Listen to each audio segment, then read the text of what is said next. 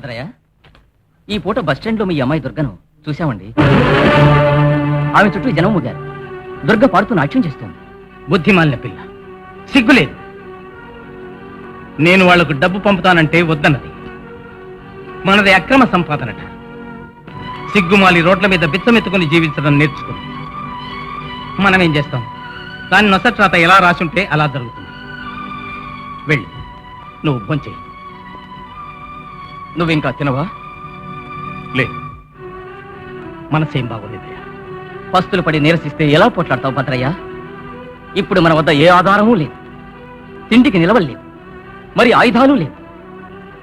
ముందుగానే నేను ఏర్పాటు చేశాను. మన తీవ్రవాదులంతా ఈనాటి రాత్రి ఆ జమీందారు సభాపతి ఇంటిని దోచుకోబోతున్నాం.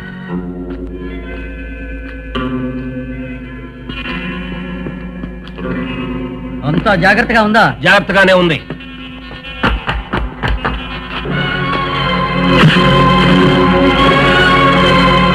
మీ ప్రాణాల మీద ఆశ ఉంటే అందరూ ఇలా వచ్చేయండి. వెళ్ళండి,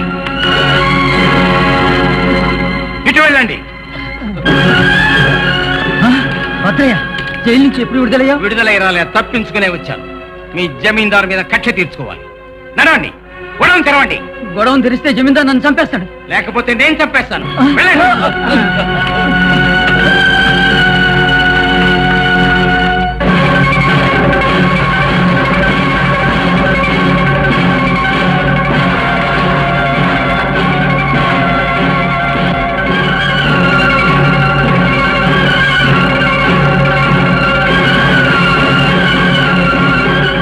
మీరు కూడా కొన్ని బస్తాలు బయటపోయింది. నేను వెళ్ళి గుర్రాన్ని తీసుకొస్తాను. వస్తాలా? భద్రయ్య, మా ఉద్యోగాలు ఊడిపోతాయి. రే, ఆ ఉద్యోగం చేయడం కన్నా చావడం ఎంతో మేలు కదూ. చచ్చు పీనుగా రా నాతో. త్వరగా వేయండి.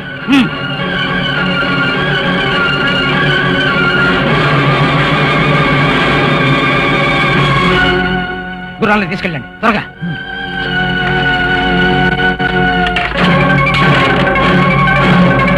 త్వరగా వేయండి.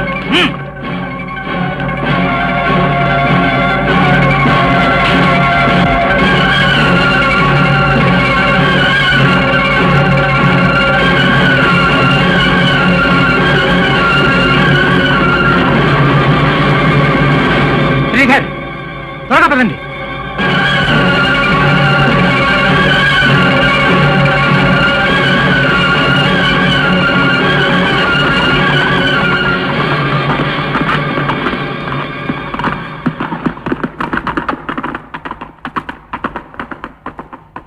భద్రయ్య జైల్లో ఉన్నాడే. అయ్యా, భగవంతుడు సాక్షిగా చెప్తున్నాను, వాడు భద్రయ్యనండి. నా కళ్ళారా చూశాను.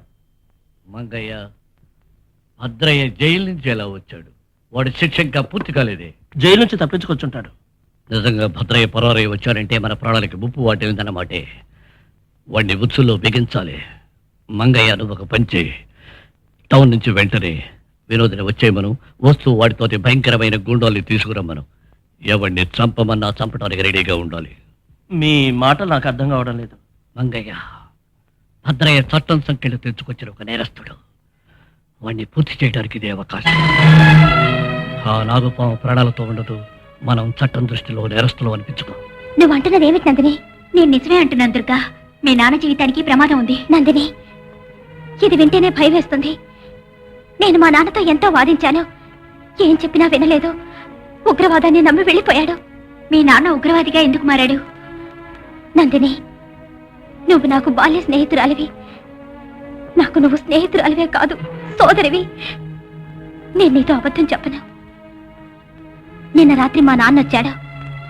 ఉగ్రవాది అవ్వడానికి, ఈ దేశంలో ధనికుల్ని కొల్లగొట్టడానికి మీ నాన్న చేసే మోసాలే కారణమట. మా నాన్నగారా? అసలేమిటంటే, మీ నాన్న మా నాన్న మీద అబద్ధం సాక్ష్యం చెప్పించి అన్యాయంగా జైల్లో వేయించారట. అందుకు పగ తీర్చుకోవడం కోసమని మా నాన్న ఉగ్రవాది అయిపోయాడు. నేను పెద్ద మొండిగా వాదించాను, మొత్తుకొని ఏడ్చాను. కానీ ఆయన మర్యాద చెవిని పెట్ల. మా నాన్న నేనేం చెప్పినా తప్పకుండా వింటారు. నేను బ్రతికుండగా ఈ ఘోరాన్ని జరగనివ్వను. మా నాన్న ఏ ఘోరాన్ని చేయనివ్వను. ఏం మాట్లాడుతున్నావు నందిని? దోపిడి దొంగ భద్రయ్యని క్షమించాలా? మేము జమీందారు సభాపతి రాజా. నా కాళ్ళ ముందు ఈ గ్రామాలన్నీ వలుతుంటే చిలికవ చేయని ఒక బిచ్చగాడు నా గ్రామంలో విప్లవం తెస్తాడా? ఏది ఏమైనా కూడా నేరం మీదే నాన్న. నోర్మై! మా చరిత్రలో నేరం అనే మాటకి స్థానం లేదు. మేము నేరాలు చేసిన న్యాయాలుగా చెల్లుతాయి, ద్రోహాలు చేసిన ధర్మాలుగా సాగుతాయి. నువ్వు జమీందారు కూతురివి, సుకుమారివి. అందుకే ఇంటి విషయాలు మాత్రమే చూసుకుంటూ ఉండు. ఎప్పుడు మా పగవాడ గురించి మా దగ్గర మాట్లాడద్దు. అయినా మీరు కూడా చాలు, వెళ్ళిపో. అన్నయ్య అన్నయ్య ఏమిటి విషయం? రా వినోద్. హాయ్ నందిని, ఏమైంది? ఏమీ లేదు, చిన్న ఘర్షణ. వినోద్, ఈ గుండాలను నువ్వు తీసుకొచ్చావా? వీళ్ళని చూస్తే కోళ్ల దొంగల్లా ఉన్నారు. ఏమనుకున్నావు అన్నయ్య? ఈ గుండాలకు దాహం వేస్తే నీరు తాగరన్నయ్య, నర రక్తాన్ని తాగుతారు. నిజమన్నయ్య, నరహంతకులు. రోజు ఏదో కూని చేయలేదనుకో, వీళ్ళకి అసలు నిద్రే పట్టదన్నయ్య. జమీందారు గారు, ఎవరది? నేను చూసింది ఏమిటంటే ఆ దుండగులు మీ గుర్రాల మీద టకటకా టకటకా టకటకా అంటూ శ్రీకాకుళం అడవుల వైపు వెళ్ళిపోతున్నారు. వినోద్, నువ్వు మన మనుషులు తీసుకుని శ్రీకాకుళం అడవులకు వెళ్ళు. వద్దన్నయ్య, భద్రయ్య తప్పించుకెళ్ళడం సాధ్యం కాదు. నువ్వేం భయపడకు, నేను ముళ్ళుని ముళ్ళుతోటే తీస్తాను. ఏ విధంగా? ఈ రోజు నుంచి గ్రామాల్లో భద్రయ్య చేస్తున్నట్టుగా దొంగతనాలు, దోపిడీలు చేయిస్తాను. దాంతో పోలీసులు నిఘా వేసి వాడిని పట్టుకుంటారు. మరి ఎలా వీలవుతుంది? ఆ విషయం నేను చూసుకుంటాను. ఎవరది?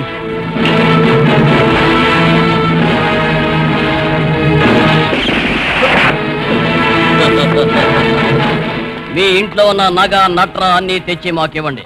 రై, వెళ్ళి ఆ తుపాకి తీసుకో. మర్యాదగా నేను చెప్పినట్టు చేయలేదో మీ ప్రాణాలుండవు. మా ఇంట్లో చిల్లి గవ్వ కూడా లేదు. భద్రయ్య అబద్ధం ఆడుతున్నాడు. అయితే మీకు బతుకు మీద ఆశ లేదా? వద్దొద్దు, ఆయన వదిలేండి. నేను మీ కాళ్ళకు మొక్కుకుంటాను. మీకు కావాల్సిన డబ్బు నగలు నేను ఇస్తాను. మరి బంగారు నగలు? అవి కూడా అన్ని ఇచ్చేస్తాను.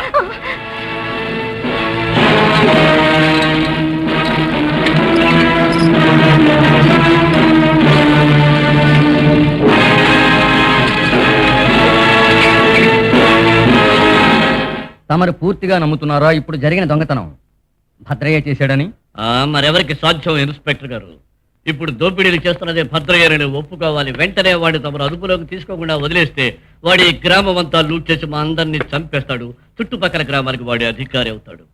రామయ్య గారు, నాకు మిమ్మల్ని చూస్తే చాలా జాలేస్తుంది. ఇప్పుడే మీకు జరిగిన అన్యాయం గురించి తెలిసింది. నేను మీ ఇంటికి వచ్చేసాను. మీలాంటి గొప్పవారు ఎక్కడా ఉండరు. పర్వాలేదు, కూర్చోండి. ఇన్స్పెక్టర్ గారు, మానవత్వాన్ని దగ్ధం చేస్తూ మిడిసిపడుతూ ఉన్న భద్రయ్య దుర్మార్గుడి గురించి మీరు ఏం యాక్షన్ తీసుకున్నారు? మేము మా డ్యూటీని ఎల్లప్పుడూ చేస్తాం. నేను తమకు ప్రామిస్ చేస్తున్నాను, మా సర్వశక్తులు వినియోగించి ఆ భద్రయ్య ఎక్కడున్నా పట్టి తీసుకొస్తాం.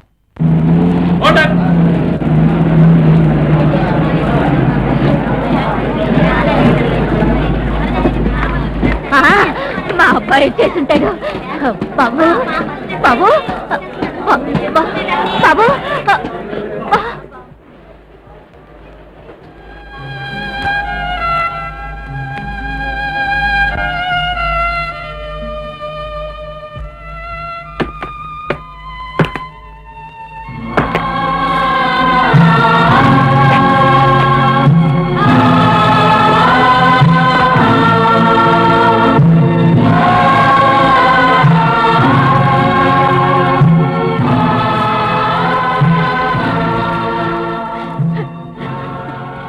రాజు రాజు రాజు, నాయనా, మా బాబు రాజు, ఇంతకాలం నువ్వు ఎక్కడికి వెళ్ళిపోయావురా? నీకు కొంచెం కూడా జాలేదట్రా. నువ్వు లేకపోతే నీ తల్లి ఏమవుతుందో తెలియదట్రా. ప్రతిరోజు నేను వదలకుండా బస్ దగ్గరకు నీకోసం వస్తూనే ఉన్నారా. ఊళ్ళో ప్రజలు నన్ను పిచ్చిదానిగా భావించి రాళ్లతో కొడుతున్నారా రాజు. నువ్వు బాధపడకమ్మా, నేను వచ్చేసాను కదా. ఎప్పుడు నన్ను వదిలేసి ఇంకెక్కడికి వెళ్ళవుగా బాబు? లేదమ్మా, లేదు, నేను ఎక్కడికి వెళ్ళను, నీతోనే ఉండిపోతా.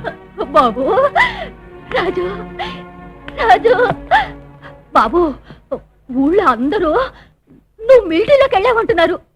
అవునమ్మా, మిలిటరీలోకి వెళ్ళవలసిన అవసరమే వచ్చింది బాబు. సరేనమ్మా, అన్ని విషయాలు ఇంటి దగ్గర మాట్లాడుకుందాం. రానైనా ఇంటికి వెళ్దారా? నీ శపథం నెరవేర్చుకోవాలనుకుంటే ముందు నీ తుపాకీకి నన్ను బలి చేసి ఆ తర్వాతే నా శవం మీద నుంచి నువ్వు లోపలికి వెళ్ళగలవు. వద్దు, ఆగు. తండ్రి కూతుళ్ళ నాటకం రసభరితంగా ఉంది. జరగనివ్వు. మనకి అనుకూలంగా ఉంది. షూట్ చేసిన చెడగొట్టకు. వాళ్ళు ఎంతవరకు వస్తారు?